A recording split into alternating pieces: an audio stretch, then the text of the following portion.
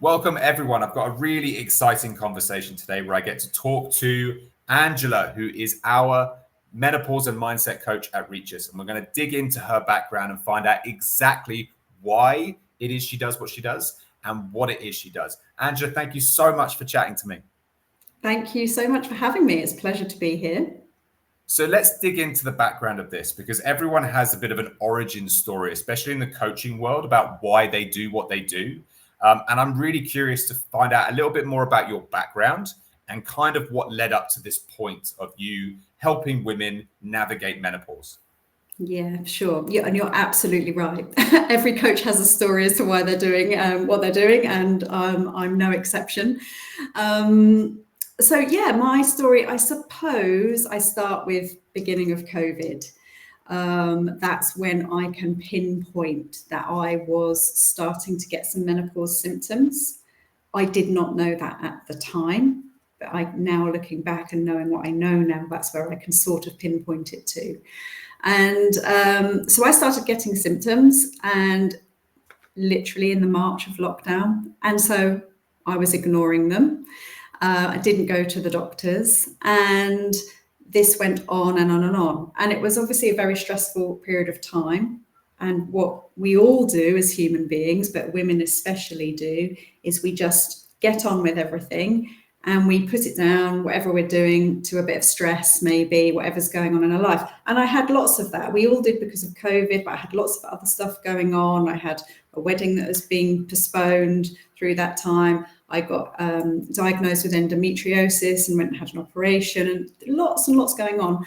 And I also got made redundant from my job for the second time of experiencing redundancy.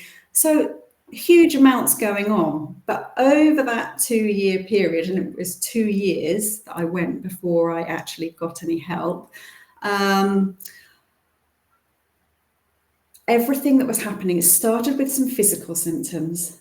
And then it just started to get worse and started to get worse. And what was creeping in, unbeknown to me, was this huge amount of underlying anxiety. So I was getting heart palpitations. I was worrying about what I was going to be doing with work. So I'd set up my own consultancy business after getting made redundant, worrying about all of that. And then starting to be concerned about whether I could deliver. And I've been in this career for 25 years. I was hugely successful. I was doing a great job. I can see that now. But at this point in time, when everything around you is niggling away at your confidence, it starts to just get worse and worse. And this is part of menopause that people don't often relate to. We always talk about the night sweats, the hot flushes, irregular periods, all those sort of obvious physical symptoms, but we very rarely talk about what's going on for us psychologically and emotionally. And I got to a point where I had actually been offered a new contract with an amazing firm, with a dream brand that I was excited to work with. And I started the job and totally crashed. And so I lasted in that role for 3 months, but they were 3 months of hell, because I was constantly doing this negative self-talk. How do I get out of this? I don't know what I'm doing. They're going to think I'm a fraud. What the hell's going on? I don't know how to do the job. All of these messages that were going through my mind, and my confidence had just totally hit the floor.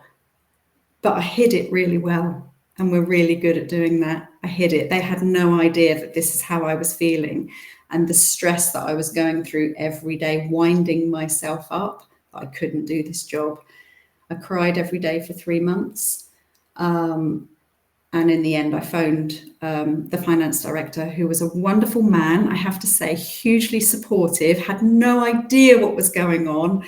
And I phoned him and said, I can't do this. And of course, he thought I just meant I wasn't going to come to work today. But I couldn't hold back. I cried throughout the entire conversation. I said, no, I'm done. I can't do it. I have to step back. They were a wonderful company. I was very lucky. They were very supportive of me and let me do what I needed to do. Not every woman has that support by any stretch of the imagination.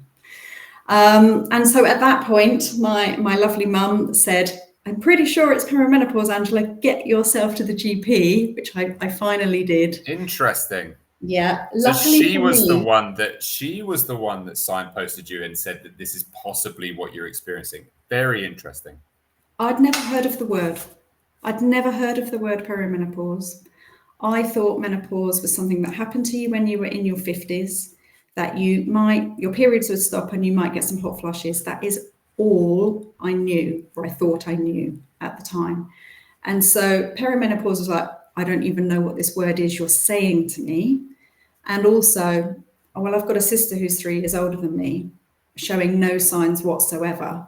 So you must be wrong, because I was 44 by this point. So my symptoms started, I point them to the age of about 42. But in reality, there was probably some stuff going on a little bit before that. So yes, it was my mum, but also night sweats kicked in. So during that 3-month period, I was waking up in the middle of the night and I was literally soaking wet. And I knew that wasn't right. And when my mum said perimenopause and I started to do some research, that was one of the things that came up. And I was starting to put 2 and 2 together. And so I believed her and went to I am pretty good at, once I know, I will then go and take some action and do something about it. It was the not knowing that was the problem. And also the self-doubt that's tied into that, right? I mean, as you said, if you are in a position where you have a lot going on and you're starting to experience symptoms of something you don't understand, being able to extract exactly what that thing is almost impossible. Absolutely. So understandably, your reaction is I must just be declining. I must be past my peak. I'm not performing the way I used to be able to. That must be terrifying. Terrifying, because I was only 42 when it started. So like, well, I've got at least 20, 25 years more of this to do. I cannot possibly do it feeling like this. But I had no idea what to do about it. Absolutely no idea what to do about it. So what was the outcome of that consultation with the doctor? Were they helpful? Well, I was very lucky. Very lucky. It was a phone consultation, so I didn't once see a GP face to face, but we were still coming out of COVID. But obviously that's really become the norm now. And because I was able to tell her what had been going on, I didn't hide anything. I was very honest with her, told her my symptoms. I was very lucky. She was very supportive. She did not question me. Given I was only 44, she didn't insist I went to have a blood test, which a lot of GPs will do at that age. She believed in what I was telling her. However, the first thing that she offered me were antidepressants. But I was very clear that was not what I needed. So we do have some history of depression in the family for different reasons. And so I have some experience of people taking antidepressants. And I knew I wasn't depressed. It just wasn't me. Yeah. It just did not feel like me. So I was very clear that that's not what I wanted. And then she quickly followed up with, okay, well, let's try you on HRT. So it took a few weeks. I didn't get them straight away, but it was fairly quick in reality. And within 2 weeks of going on the patches, which is what she offered me, I didn't know any different. I didn't know there were options, but there are. But within 2 weeks, I started to feel better. It was like all of a sudden this big cloud started to lift. People talk about brain fog, and I think it's a term that's really easily flitted about. It's just, it's really, really, really bad for women that suffer with it, because you feel like you cannot focus, you cannot concentrate, you're just in this thick fog. It really is like a fog. And that feeling within 2 weeks of going on those patches, I could literally feel it lifting. And you feel like, do you think if you'd gone through that intervention sooner, you would still be in that role? Possibly, yes. Possibly, yes. And that's a really hard one to say for sure. Have I walked away for 25-year career for the right reasons? I don't know. I am lucky. I have gone and tested my theory and I'm really happy with the way mine has worked out. But not every woman wants to or needs to go and turn her life upside down and change her life. Some women are very happy in the career that they have built, but all of a sudden just have this massive lack of confidence. And it's about getting the support that you need to understand what is right for you long term. From an employer's perspective, they're losing such an insanely valuable asset to something that is treatable and fixable. Absolutely. Or at least manageable. Manageable, absolutely. That manageable is exactly the right term. And absolutely, organisations, I don't think, have a clue how many women they are losing or at risk of losing. Well, they can't if the women themselves don't know, you know? So this is a much, much deeper issue than I think than we realize. So, okay, so what do you think is the solution for an organization in terms of awareness? So there are many things that organizations can do, but awareness is the key. It's all about building the awareness, and also not just in the individual women themselves, but all of the people that are surrounding them to allow that support. But for me, and the thing that I do, and the thing that I think makes the difference to women, is the one-to-one time. If you think about when we go and speak to our GPs, unless you're going to go and pay private, you get 10 minutes. 10 minutes to describe everything that's going on for you that might have been going on for you for months. You have no idea.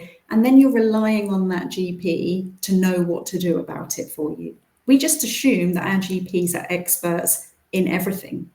And they can't be experts in everything. We're very complicated human beings. And so, women are either being turned away, no fault of the GPs, or they're just being told, okay, well, you can try HRT maybe, or they have to go through hoops to get it. With me, you'll have an hour with me, 1 hour, and all we do is focus on you, your life, your symptoms, and come up with a plan. It's all about information sharing. It's getting you what you need that's specifically tailored to what you're experiencing, and thinking about, okay, well, is HRT right for you? Do you want to have HRT? Because not every woman can have it. Not every woman wants to have it. And if you can't, what are your options? Because we very rarely hear about, well, what do the rest of us do if we can't take HRT? And and that's very complicated, and every woman is different. So you can't do that in a GP surgery in 10 minutes. So to put some context to this isn't the first time I've heard this, Angela, is it? Because I wanted to help support women experiencing the menopause and help employers not lose these incredibly value assets who are at the absolute peak of their best. And so we started having a conversation about, look, how can we integrate what you do into the ReechUs program?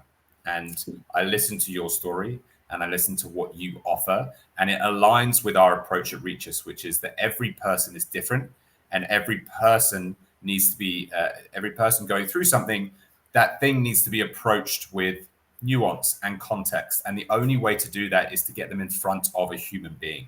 And as soon as you started speaking, I was like, we have to get Angela into that program. And so we've managed to integrate you now, haven't we? So you now offer a menopause audit, which is what you're talking about right now. It is. And they're so valuable. I'm doing lots of them already. I just love running them because every single woman you speak to has a different story. And some of them, are quite a long way down the line and they're already on their HRT journey and they just want to feel even better. And some women are at the beginning of the journey and they literally haven't got a clue. I've spoken to someone just this morning and she just has no idea where to start. She doesn't even know if it is menopause. So I'm talking to women at completely different ends of the spectrum. And we just go with their flow. It's, what do you need? Okay, let's focus in on that. And if they don't know, I know the questions to ask to find out.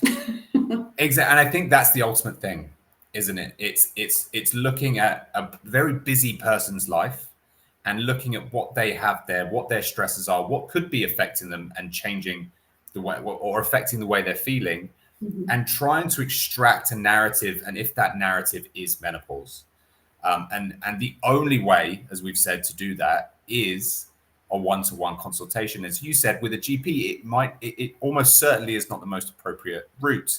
As you said, with your experience, you had an amazing GP who was very, very supportive, and still probably was going down the wrong line of inquiry initially, or at least giving you a solution that was maybe inappropriate. So for me, having an Angela to have access to is an absolute no-brainer. And that is why we were so desperate to have you part of our program. I mean, I'm so excited to be part of it because for me, right from the start, so as well as being a menopause expert, I am a coach. So I'm an International Coaching Federation coach, and I want to work with women to help them with that psychological side of menopause and what's going on. So I can combine those two skills together. I understand menopause, I understand what's going on with them, but I can also understand what's going on up here. I can ask the right questions of them to make sure that they're giving me the truth, the honesty, and they're not trying to hide something that isn't there. That combination of skills, I think, is what makes my services that little bit more special, if I'm honest. You don't need to be humble, Angela. What you do is incredible. There's a big reason that I sort of, you know, I mean, me and you have been having conversations for probably about a year now. Yeah. And it was only relatively recently that we thought, well, this makes total sense to kind of bring these two offerings together. Look, thank you so much for having a chat with me and explaining your story, why you got into this and exactly what you do. This is incredibly valuable. And I hope that the employers that we speak to or that we work with really do get a snapshot of how valuable and incredible this service is. Yeah. I'm so excited to be part of it. I think it's going to make a huge difference to organisations, and not just the women, but the men too. You know, men are struggling with women at home, and don't know how to help their partners. And I can help with that too. So this stretches far and wide throughout your organisation. Absolutely. Thank you so much, Angela. Thank you.